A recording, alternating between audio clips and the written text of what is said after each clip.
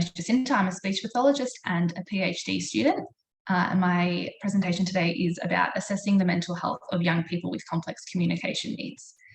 So I've been practicing as a speechie for about 3.5 years, and most of that time I've been at a school, Glenroy Specialist School in Melbourne's north, supporting young children with physical and intellectual disability to access communication, both formal communication systems and informal communication methods.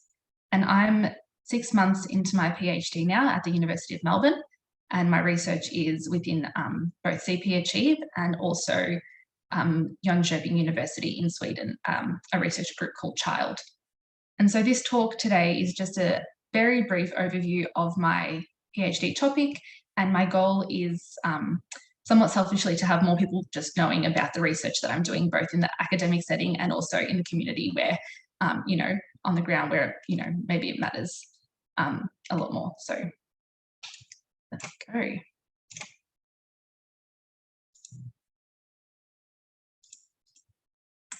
I'll give you a bit of a background to the topic, state my overall research question and my study plan, and then maybe some ideas about what we can do in the meantime.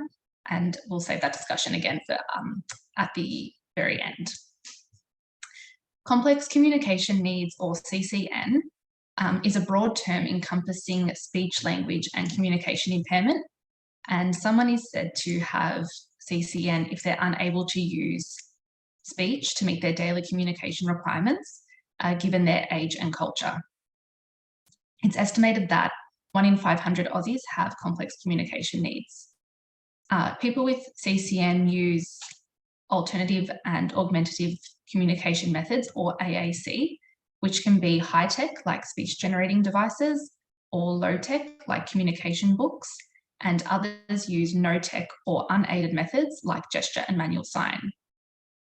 But young people with CCN can face barriers accessing services to address mental health concerns. And these mental health concerns can relate to two different constructs: mental health and mental health problems. Mental health refers to states of well-being ranging from flourishing to languishing. And you can see that they're represented on the vertical axis in that diagram. And I've labeled it well-being so that I might, you know, be referring it to well-being as we continue through this presentation. Whereas mental health problems is represented there on the horizontal, and that is a broad concept that encompasses less serious mental strain to more severe symptoms which fulfill criteria for diagnosable mental illness.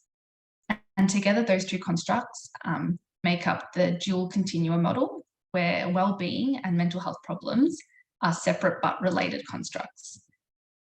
This means that well-being is not merely the absence of mental health problems. And in fact, you can kind of see it in that diagram where states of flourishing can co-occur with mental illness. Meanwhile, states of languishing can occur in people who don't experience mental health problems at all.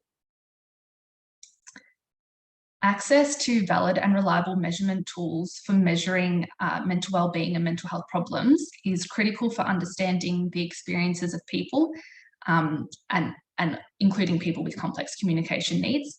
And it's also critical for the identification and management of mental health problems. But screening and assessment instruments might not be appropriate for young people with CCN. And this could be due to physical accessibility issues or conceptual and linguistic accessibility issues. So some examples of these could be that AAC systems have flaws which impact communication about mental health. For example, emotion vocabulary is limited in AAC systems, and speech-generating devices lack features of speech that carry emotional meaning, like tone, rate, intensity.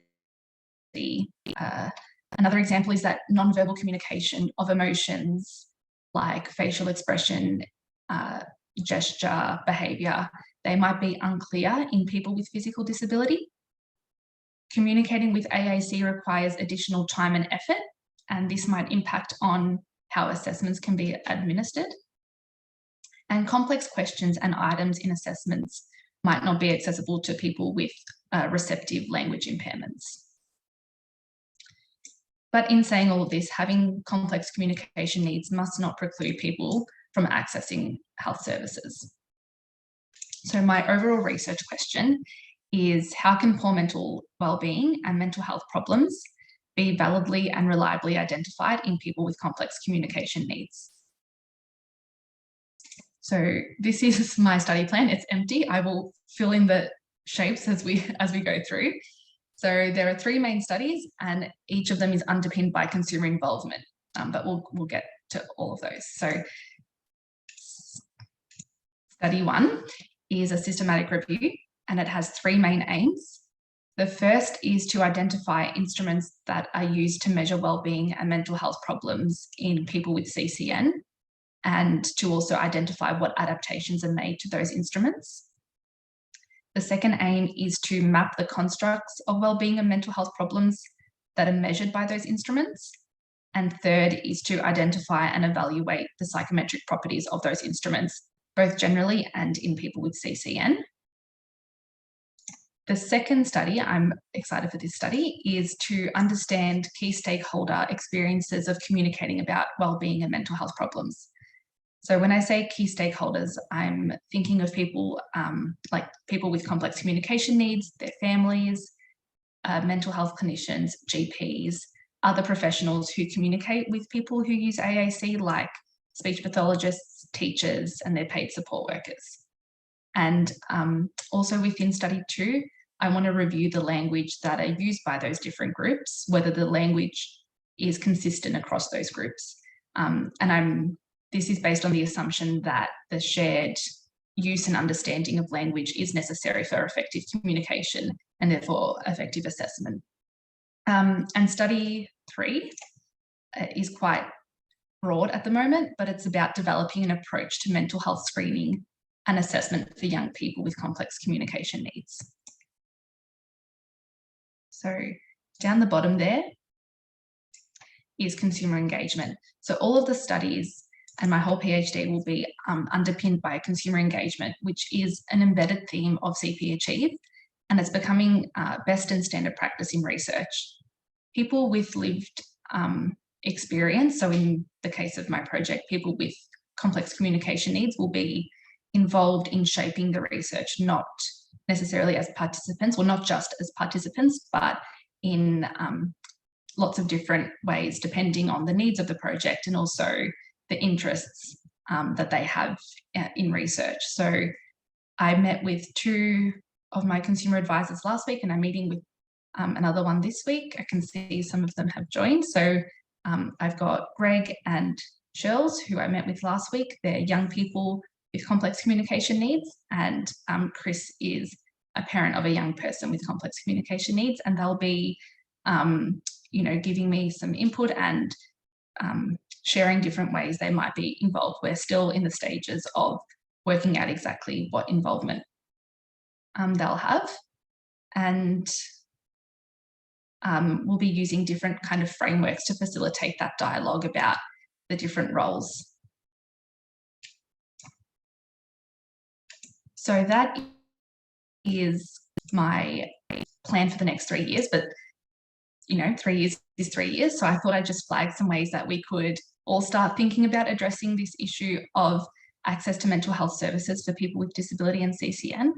So the first is checking in. So parents, caregivers, paid support workers, speechies can all check in with young people with complex communication needs, not just about their wellbeing, but also checking together that there are the appropriate words in AAC systems to talk about their wellbeing and mental health problems.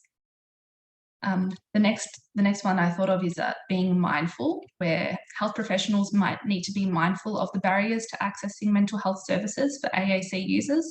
They might need to address those barriers in creative ways, or be mindful of whether they have any personal attitudes or biases towards mental health or complex communication needs.